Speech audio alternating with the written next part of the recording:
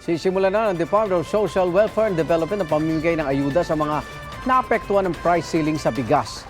Yan ang unang balita live ni Nico Wahe. Nico? Igan, magandang umaga. Simula ngayong araw nga hanggang September 29 ay mamamahagi na ang DSWD ng ayuda sa mga apektado ng rice price cap. Kung noong nakaraan ay yung mga rice retailer na medyo malaki, ngayon ang babahagian ay yung mga sari-sari store owner. Bago magmahal ang presyo ng bigas, tingi-tingi lang daw kung mamuhunan sa pagbebenta ng bigas ang sari-sari store owner na si Alice. Noon pa nga lang daw hirap na siyang ipaubos ang paninda niya.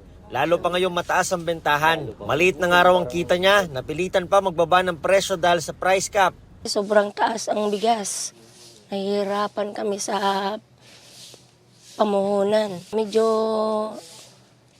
mahina talaga ngayon po.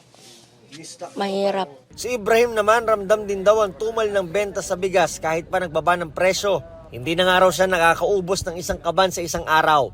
Kaya para maubos, hinuluto lang namin, ginagawa namin yung patter. sa pagano mas mabenta. Mabinda rin naman ganun. Kaya malaking tulong daw ang 5,000 pisong ayuda na ibibigay ng gobyerno para sa mga sari-sari store owner na gaya nila na apektado ng price cap sa bigas. Malaking tulong na yun sa mga katulad namin na mga mahihirap. Bibili nyo rin ng bigas? O, ganun din ang mangyari. Pamuhunan na lang po namin po, pangdagdag. Sabi ng DSWD na ikipag-ugnayan na sila sa DTI para ma-identify kung sino ang mga magiging benepisyaryo. Hanggang September 29, target ang pamamahagi ng ayuda sa mga sari-sari store owners na apektado ng price cap sa bigas. Igan, magmula ng mamigay ng ayuda ang gobyerno ay mahigit 92.4 million na ang naipamahagi ng DSWD sa mga apektado nitong rice price cap. 6,161 naman mula sa target na 8,390 na micro at small rice retailers ang nabigyan na niyan. Ay kaugnay naman kung ililift na ang rice price cap, ayan ang patuloy pang minomonitor ng DA, lalo ngayon ay nagsimula na ang harvest season sa palay.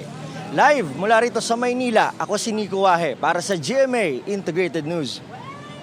Igan, mauna ka sa mga balita. Mag-subscribe sa GMA Integrated News sa YouTube. Sa mga kapuso abroad, subaybayan nyo kami sa GMA Pinoy TV at sa www.gmanews.tv.